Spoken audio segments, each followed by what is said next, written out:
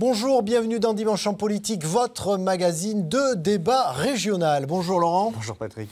Cette semaine, on parle sécurité sur les routes de notre région. Les pouvoirs publics entament-ils un virage répressif? L'abaissement de la vitesse à 80 km/h sur le réseau secondaire fait grogner dans nos campagnes surtout. On le verra en reportage. Des sociétés privées vont désormais pouvoir gérer des radars embarqués et ça aussi, ça fait polémique. Et puis, les contrôles techniques de nos véhicules vont être renforcés. Mais n'est-ce pas finalement le prix à payer pour sauver des vies? On en débat avec nos invités. Jean-René Cazeneuve, bonjour. Bonjour. Vous êtes député La République En Marche. Vous porterez donc la parole du gouvernement. Face à vous, Christian Sens, bonjour. Bonjour. Élu socialiste du conseil départemental de la Haute-Garonne. Vous y êtes en charge de la voirie, donc des routes. La Ligue contre la violence routière, également représentée sur ce plateau avec son président lotois, Pierre Lagache. Bonjour à vous. Bonjour. Et puis, un avocat spécialisé dans le droit routier, Bernard Bailly-Besson. Bonjour. Bonjour. Alors, avant de vous donner la parole, messieurs, on écoute celle des citoyens de Réalmont, dans le Tarn. Ils vivent sur un axe routier pas simple au quotidien, entre Castres, Toulouse et Albi. Ici sur la RD 612, en 5 ans, 44 blessés et 9 morts. Mais on va voir que pour les habitants de Réalmont, la limitation de vitesse ou les radars ne sont pas forcément la solution pour améliorer la sécurité routière. Qu'est-ce que vous pensez de l'abaissement de la vitesse à 80 km/h? C'est sûr que bon, 90, ça nous allait. Là, je suis d'accord, mais je trouve que c'est pas valable dans tous les secteurs parce qu'il y a des endroits où on peut très bien rester à 90 et que ça ne pose aucun problème. Vous respectez la limitation de vitesse? Non. Quand vous voyez un radar, vous ralentissez? Ah ben, par force des choses. Et quand il n'y a plus de radar, vous accélérez? On fait moins attention, on va dire. Par rapport au radar embarqué, qui est plus de contrôle, et que ce soit fait par le privé, est-ce que ça vous pose problème? Un petit peu, ouais. Parce que... Enfin, la grande question, c'est de savoir est-ce que c'est pour faire de l'argent ou est-ce que c'est vraiment pour diminuer le risque routier, quoi. Ça, c'est complètement dégueulasse. Hein. C'est un piège. Ah ouais, complet, c'est un piège complet, ouais, c'est tout, ouais. C'est clair, ouais. C'est que ça, quoi. C'est pour faire du fric. Hein. Qu'est-ce qui est le plus dangereux quand vous prenez le volant? Les autres gens qui ne savent pas conduire, les autres usagers. Ah, combien de fois ne l'a-t-on pas entendu? C'est les autres, c'est pas moi. Alors, une question d'actualité pour démarrer. On sort d'une série de ponts, de jours fériés, propices au déplacement, même s'il y a eu moins de départs en raison du climat. On va regarder la progression des accidents de la route en Occitanie sur un an. Avril 2017, mars 2018. Hein. Ce sont des chiffres de la DREAL. Plus 2,6% d'accidents. Moins 10% de tués, mais plus 6% de blessés. Est-ce que ces chiffres sont un véritable repère et reflètent véritablement la tendance générale, selon vous, Pierre Lagache? Écoutez, au niveau national, ce qu'il faut regarder, c'est les choses dans la durée. Si on regarde ce qui s'est passé depuis 4 ans, on a une aggravation des résultats puisqu'on a un nombre de morts et de blessés qui a progressé, alors que l'objectif du gouvernement de l'époque était d'atteindre moins de 2000 morts en 2020. Cet objectif, il est réaliste, il n'est pas forcément très ambitieux puisqu'il consiste juste à rattraper le retard qu'on peut avoir par rapport aux meilleurs de la classe au niveau européen. Et malheureusement, nous nous en éloignons fortement.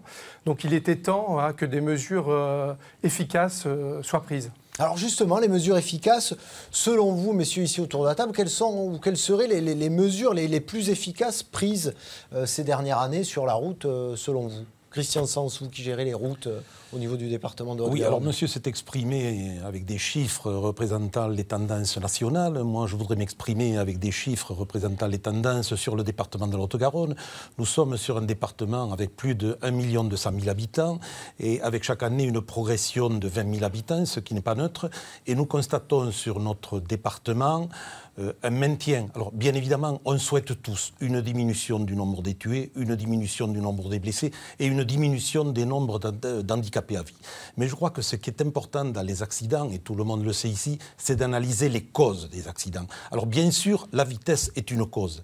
Mais derrière cette vitesse, il y a l'attitude du conducteur. Et nous savons que tous les conducteurs ne sont pas en capacité de conduire correctement leur véhicule. Alors, bien souvent, les accidents dus à la vitesse sont dus, si vous voulez, à des problèmes liés à l'alcoolémie, liés aux stupéfiants, liés aux médicaments. Ça n'est pas pour autant, si vous voulez, que je suis contre la mesure. Je partage l'objectif. Et les dernières mesures vont dans le bon sens. On va en parler en deuxième partie, oui. Alors, des mesures. Je partage l'objectif qui est de diminuer le nombre de victimes. Mais ensuite, les moyens pour atteindre ces objectifs sont discutables et nous en discuterons tout à l'heure. Le comportement des conducteurs, justement, Bernard Bailly-Besson, vous qui en défendez, le conducteur, il est...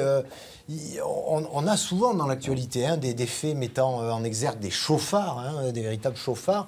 Est-ce que c'est une tendance aussi qui augmente ou pas de votre point de vue ? Ce qu'on voit généralement, ce qui défraie la chronique, c'est celui qui roule à 180 ou à 200 sur l'autoroute ou à 130. Mais la majorité des gens, lorsqu'ils perdent le permis, c'est des petits excès de vitesse. C'est des 1 point ou des 2 points. Donc à chaque fois, maintenant qu'on vient me voir pour sauver un permis, ce sont des gens qui ont roulé à 95 ou 100 maximum. Et vous estimez que ces gens ne sont pas potentiellement dangereux, ces petits excès de vitesse, est-ce qu'ils sont accidentogènes ? Alors, beaucoup moins que celui qui roule, admettons, à 140 au lieu de 90 km/h. Et je pense que le fait de baisser la vitesse à 80 km/h au lieu de 90, bon, ça passera au mois de juillet. Donc il faudra avoir un certain recul au bout d'un an ou deux pour voir si effectivement c'est efficace. Mais je ne crois pas, quand on parle de chauffards, que ce soit les personnes qui roulent à 95 km/h au lieu de 90 qui vont créer des accidents où il y aura des morts. Quand on va dans les clients que vous rencontrez ont conscience de leurs actes? Ou est-ce qu'ils sont dans une logique, c'est pas grave, c'est pas gênant, c'est pas de ma faute, c'est pas moi, c'est presque les autres. la faute aux policiers ou aux forces de l'ordre? Dans quel état d'esprit sont vos clients? Ça dépend, vous avez plusieurs sortes de clients. Vous avez, vous savez, une personne un commercial, un chef d'entreprise qui est toute la journée sur la route, il a plus de chances de commettre des infractions que celui qui travaille en plein centre-ville, qui prend le métro ou le vélo, qui prend sa voiture pour aller au restaurant le dimanche. Donc c'est évident que cette personne qui se fait supprimer son permis ou, admettons, annuler son permis pour défaut de points parce qu'à chaque fois, elle a perdu 1 point très régulièrement parce que cette personne est toujours sur les routes, effectivement, elle a un sentiment d'injustice par rapport à la personne qui, effectivement, une personne qui roule à 140 ou à 90, là, la personne, elle est consciente qu'effectivement, elle a commis une bêtise. Par rapport au constat que vous dressez, vous, Jean-René Cazeneuve, vous êtes élu d'un département plutôt rural, le Gers, où il y a beaucoup de réseaux secondaires. Quel panorama vous dressez de la situation actuelle? Moi, j'ai l'impression que depuis 3, 4, 5 ans, on est sur un plateau. Nous ne nous battons pas sur les chiffres pour savoir si ça monte, si ça baisse. On est globalement sur un plateau. Donc il fallait, je crois, une mesure et un ensemble de mesures avec une mesure un peu emblématique pour repartir à la baisse. Un mort, c'est un mort de trop. Et il faut voir surtout les jeunes, en plus, qui sont particulièrement exposés dans les territoires ruraux, en tous les cas dans mon département du Gers. Donc je pense que c'est de la responsabilité de l'État que de se mobiliser pour baisser le nombre de morts sur les routes. Quelqu'un qui perd 12 points par paquet de 1 point, si vous voulez, il a quand même fait 12 fois de suite une infraction. C'est quand même, vous voyez, c'est pas non plus complètement par hasard. Il faut peut-être qu'il change son comportement. Quand quelqu'un dit que ça va lui coûter cher, que c'est que pour de l'argent, ça veut dire que c'est partir du constat que tout le monde dépasse, si vous voulez, et que donc on peut pas avoir de... Non, il faut adapter nos comportements. C'est vrai que c'est pas très populaire, on a tous envie de rouler un peu plus vite, mais quand vous regardez les grandes innovations dans l'histoire de la sécurité routière, comme à chaque fois elles provoquent des réactions contre, la ceinture, j'ai vu le casque pour les et quelques années après, force est de constater que on s'y est fait, ça rentre dans les mœurs. Le comportement, justement, Pierre Lagache, de votre point de vue, il a avancé ou pas le comportement de l'usager de la route? Écoutez, là aussi, il faut parler de choses très concrètes. On a observé une augmentation des vitesses moyennes depuis 4 ans.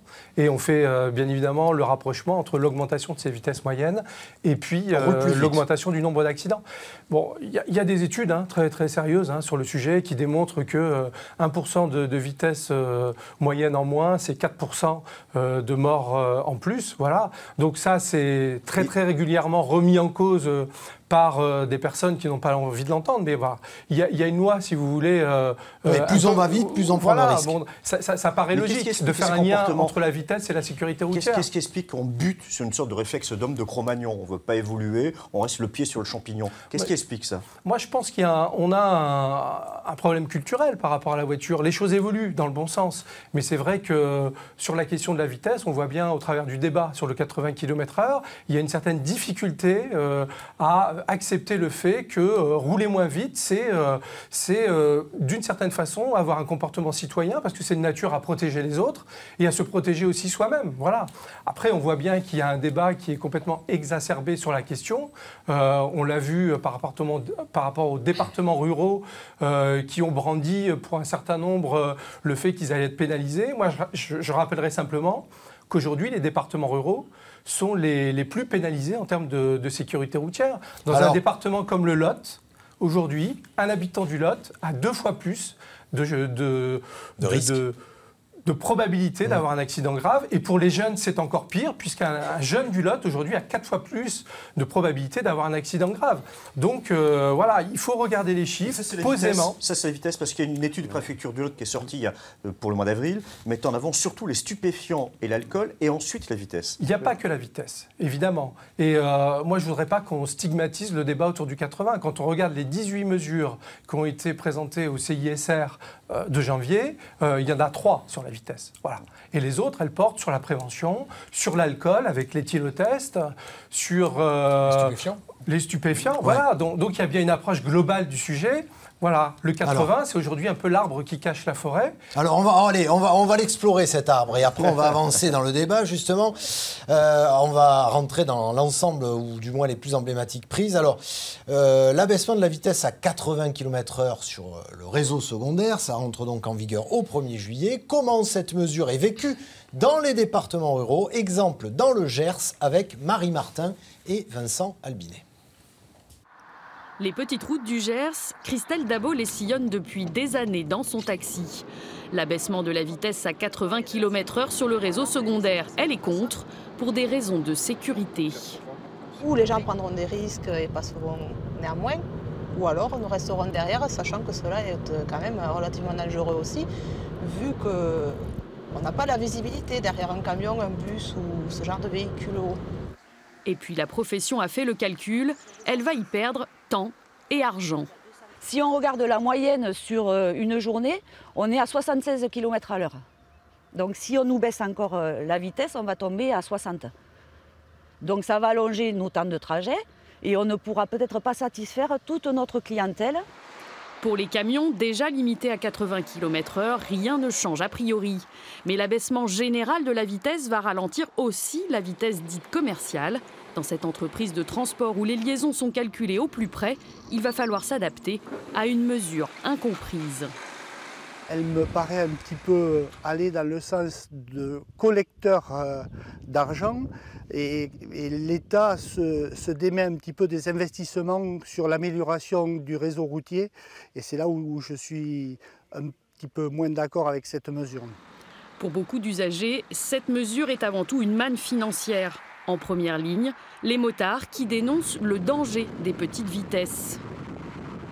En toute honnêteté, comme on va rouler en hypovigilance et qu'il y aura des convois sur les routes, je pense qu'on risque de ne pas avoir une baisse aussi significative de la mortalité sur les routes.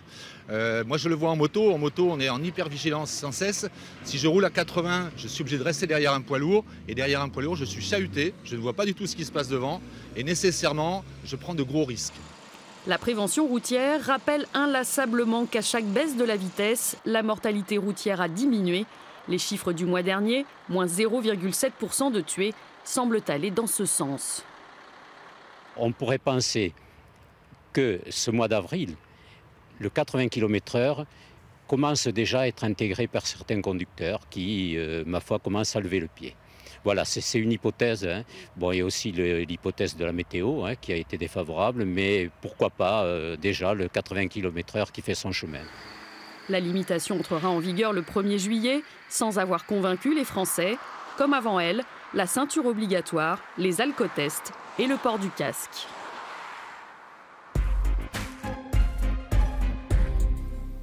Alors, 4 départements de l'ex-Midi-Pyrénées, l'Aveyron, le Gers, la Haute-Garonne et le Tarn, souhaitent une application de ce 80 km/h en fonction de la dangerosité des routes. Alors, comment on procède, Christian Sens ?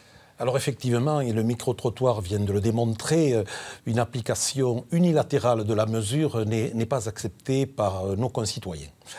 Alors, petit retour sur la Haute-Garonne, c'est le 4e département de France en termes de linéaire de voirie départementale. Après le transfert à la métropole, nous avons à gérer 6170 km. Et la difficulté en ce département, c'est que nous avons à la fois des territoires de montagne, des territoires de coteaux et des territoires de plaine. En montagne, nous avons 500 km de voirie départementale. Et sur le terrain, je dis bien, nous avons 350 personnes, 350 spécialistes de la voirie qui sont en capacité d'analyser l'état de la route. C'est eux qui jugeraient quelle route restera à 90 Et d'ailleurs, nous avons de divers exemples où des points noirs ont été situés tout simplement par intervention du conseil départemental, par des travaux qui ont fait que, moi je peux citer... Quels sont les critères ? C'est-à-dire, on voit une route, on dit qu'il n'y a pas tellement d'accidents, elle est droite, il n'y a pas de platane. Comment on définit les routes à 90 et celles qui passeront à 80 ? Nous sommes en capacité de faire une analyse fine du territoire et de la dangerosité de nos secteurs sur les différentes voiries départementales. Alors bien évidemment, sur certaines, la limitation à 90 ne pose pas de problème. Sur d'autres secteurs, au contraire, et je sais que là, je vais peut-être aller un peu loin, mais il faudrait descendre au-dessous de 80, parce que, et notamment en montagne, parce que l'accident, c'est quoi ? L'accident, on en a parlé, c'est le conducteur, c'est l'état de la voiture, c'est la météo et c'est aussi la route. Et nous savons bien que sur certaines routes, il y a des tronçons qui sont dangereux. Alors c'est à ce niveau-là, me semble-t-il, qu'il faudrait Vous risquez de vous retrouver avec des fourches et des tracteurs devant le conseil départemental, parce que le danger, c'est que certains disent sur tel territoire on était à 80, d'autres c'était à 90, c'est pas juste, pourquoi eux et pas nous ? Est-ce que ça va pas ouvrir une boîte de Pandore et être une source de contestation ? Non, je ne pense pas. Jean-René Cazeneuve, est-ce que c'est applicable, d'après vous, le parlementaire qui portait ce projet du gouvernement, de mettre une route à 90, de la laisser à 90 et l'autre à 80 ? Est-ce que vous les avez entendus ou pas, ces élus départementaux ? Je pense que l'idée est bonne, mais je pense qu'elle n'est pas applicable. Je pense que ça n'est pas gérable du point de vue du conducteur. Vous ne pouvez pas en permanence vous dire est-ce que je suis sur une route à 80, à 90 ? Ça n'est pas gérable. Je pense que c'est juste impossible. Ça, c'est le premier point. Deuxième point, plus personne ne roule à 90. Moi, je fais très régulièrement Auch-Agen, 70 km. Je mets 1h15. Donc on est déjà dans une succession de 50, 70, le 90. trafic fait que on est déjà en dessous. Oui, donc il faut arrêter de se focaliser sur... La vitesse est un facteur aggravant, on le sait tous. Et notre objectif, c'est de baisser de 10 km/h de moins, c'est vraiment quelque chose qui peut faire la différence entre la mort et la vie. On estime aujourd'hui, d'après les études, que c'est 10%. On sauve 300 vies. Et on fera le bilan. Oui, c'est ce que disent les experts, une vie sauvée par jour. Hein. Oui, les études convergent toutes vers 350 à 400 vies par an qui seraient sauvées grâce à la mesure. Je voulais rebondir sur les propos. Alors c'est vrai qu'une prise de décision proche du terrain, ça peut sembler du bon sens. Je pense que le gouvernement s'est posé la question. Mais quand on regarde les choses, qu'est-ce qu'on constate ? C'est que le nombre d'accidents graves en matière de voirie se concentre sur finalement des itinéraires qui sont les plus fréquentés.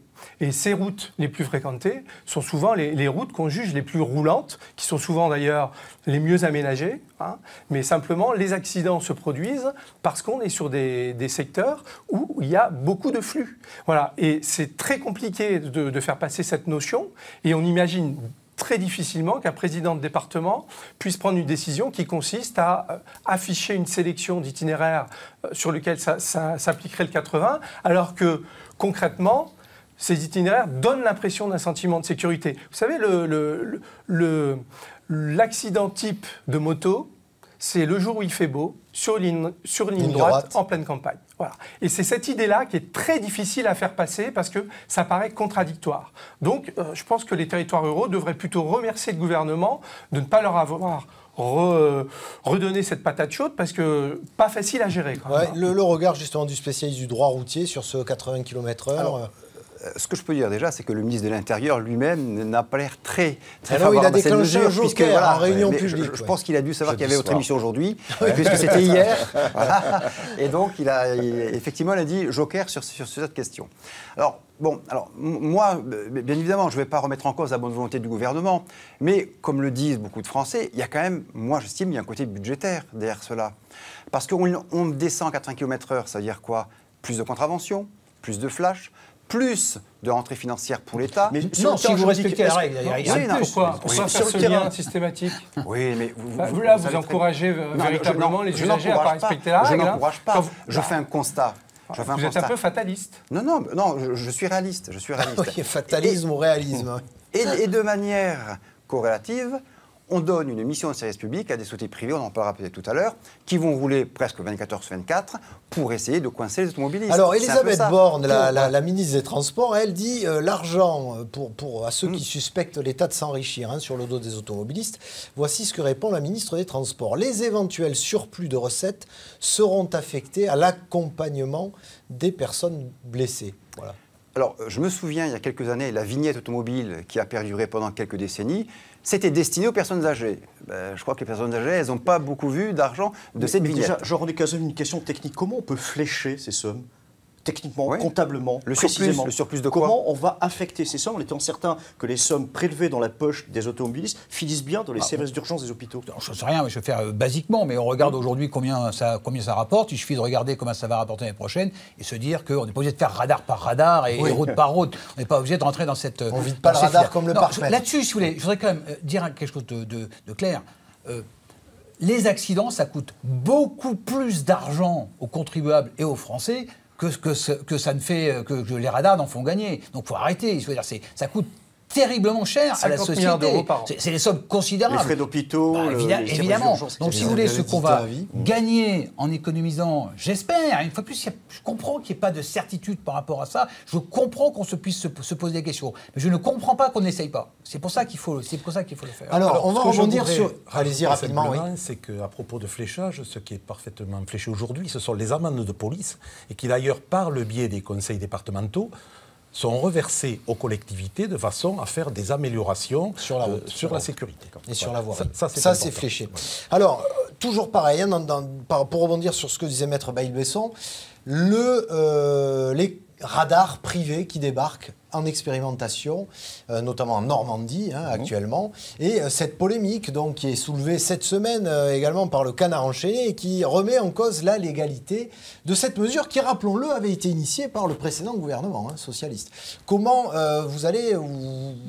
vous voyez gérer ça en tant que parlementaire, Jean-René Cazeneuve? Pour moi, ce n'est pas un débat politique et j'espère que nous sommes tous capables d'avoir un peu de recul par rapport à ça. C'est une question après, il y a un santé principe publique, de sécurité nationale et de après, le fait que ce ne soit plus des policiers qui opèrent. On parle des blessés, les gens qui sortent handicapés, qui sortent cassés de ces accidents. Mais techniquement, il n'y a pas de problème. D'après vous, il n'y a pas de problème juridique. Non, mais s'il y a un problème juridique, évidemment, on le réglera. Il n'est pas question que l'État ne respecte pas ses engagements de ce point de vue-là. Donc, non, vous inquiétez pas par rapport à ça. Non, mais là on est clairement sur une espèce de fantasme qui se comprend, d'une certaine façon. On confie une mission au privé, donc il y a une logique... Et pas dans n'importe quel secteur, celui de la sécurité. Oui, bien sûr. Mais concrètement, ça consiste en quoi le raisonnement? C'est de considérer qu'aujourd'hui, les forces de l'ordre, les gendarmes, dont on sait qu'ils ont beaucoup à faire, sont sans doute plus utiles sur d'autres tâches que de celles de conduire des voitures dans lesquelles il y a des systèmes complètement automatisés qui vont repérer les infractions. Voilà, je pense que c'est une mesure de bon sens. Alors, ce qui est gênant dans toute cette affaire, c'est que l'on est essentiellement sur de la répression. Et je ne veux pas citer la Haute-Garonne en exemple, mais depuis 2017, nous mettons à disposition des communes gratuitement des radars pédagogiques. Est-ce que ça marche vraiment Si, monsieur. J'en ai utilisé un dans ma commune pendant 2 mois, et je peux vous dire que ce n'est pas les élus qui ont fait le constat, ce sont les riverains. Et les riverains affirment que pendant 2 mois, il y a eu un apaisement de la circulation. Voilà. Ça me semble important. Et moi, si vous voulez, c'est peut-être l'ancien enseignant qui parle, mais je crois beaucoup à l'éducation. Bien sûr. Et je pense que ces problèmes-là, ces problèmes d'éducation, on aura du mal à les faire passer avec des personnes de mon âge, de nos âges, mais c'est au niveau de nos enfants, au niveau de nos écoles. Parce que vous avez dit tout à l'heure, et très justement, ce sont les jeunes qui sont essentiellement les victimes de tous ces accidents. Et ce sont des jeunes en excès de vitesse et l'on sait pourquoi. Donc, alors en plus, on peut utiliser les réseaux sociaux parce qu'aujourd'hui, les jeunes sont très friands. Je crois qu'il faut, au niveau de l'éducation, faire un pas important. On est tous d'accord avec ça. Après, vous savez, une mesure, pour qu'elle soit acceptée, il faut qu'elle soit expliquée. Et il faut que nous l'expliquions à notre jeunesse. Oui, vous avez raison par rapport à la pédagogie. D'ailleurs, une bonne politique, on le sait, de sécurité routière, c'est une politique qui assure un bon équilibre entre de la prévention, mais aussi un système de contrôle-sanction et des règles qui sont capables d'évoluer en fonction du contexte, qui sont capables de produire des résultats. On est entièrement d'accord. Souvent, dans le débat, on oppose les choses. Elles ne sont pas opposées, elles sont juste complémentaires. Les clients que vous défendez, maître, ils peuvent parfois ou souvent, je ne sais pas, évoluer justement par rapport à la réflexion, pas simplement se dire, oh là, je me suis fait choper pour 1 km/h de plus. Il peut y avoir une réflexion qui s'instaure ou pas par rapport à ce qu'on vient de dire? Ça dépend. Alors, le problème est ça, comme vous dites, si on se fait arrêter, si on se fait contrôler pour quelques kilomètres de plus, effectivement, certains le prennent mal. Parce qu'il faut voir une chose, c'est qu'il y a l'emploi au bout. Hein. Quand vous roulez beaucoup, que vous perdez énormément de points, que vous avez perdu votre permis, vous risquez d'être licencié. Un commercial qui se voit annuler son permis, il ne pourra pas le passer au moins pendant 6 mois. Et à quoi ça sert un commercial d'une entreprise s'il ne peut pas rouler? Donc il y a le problème de l'emploi. Alors effectivement, celui qui roule, qui commet de grosses excès de vitesse à plus de 50 km/h, il sait ce qu'il fait. Est-ce que la sanction peut être pédagogique? Est-ce qu'elle peut permettre de prendre conscience de ses actes, de ses responsabilités? Oui, alors moi je vois... Rapidement, on arrive à la fin de l'émission. Celui qui commet un gros excès de vitesse, effectivement, j'ai fait n'importe quoi, mais celui qui roule à 92 ou 93 km/h, parfois de manière involontaire, parce qu'il pensait à autre chose... Il y a déjà une tolérance sur les radars quand même, vous le savez. Oui. Non, mais je sais, mais je tiens compte de la tolérance. Bon, effectivement, il se dit, j'ai pas fait attention. Bon, quand il roule beaucoup, il perd beaucoup de points, et dans ce cas-là, effectivement, ils ont du mal à comprendre ces mesures. On l'a vu, il va falloir que les mentalités évoluent. En tout cas, on avance également dans le débat. Merci à vous, en tout cas, d'avoir participé à ce débat. Un débat qui se poursuit, vous le savez, sur notre blog, le blog politique. La semaine prochaine, autre question d'intérêt général, j'ai envie de dire. Appel d'urgence, notre région décroche-t-elle? Comment sont gérés chez nous les appels à destination des services hospitaliers d'urgence? Quelle permanence de soins dans notre région? On en discute donc dimanche prochain. D'ici là, passez une bonne fin de week-end sur France 3 Midi-Pyrénées et ailleurs, parce qu'on nous regarde aussi en Nouvelle-Aquitaine, paraît-il. Un petit message à JF et Philippe. Merci à vous. Bon week-end.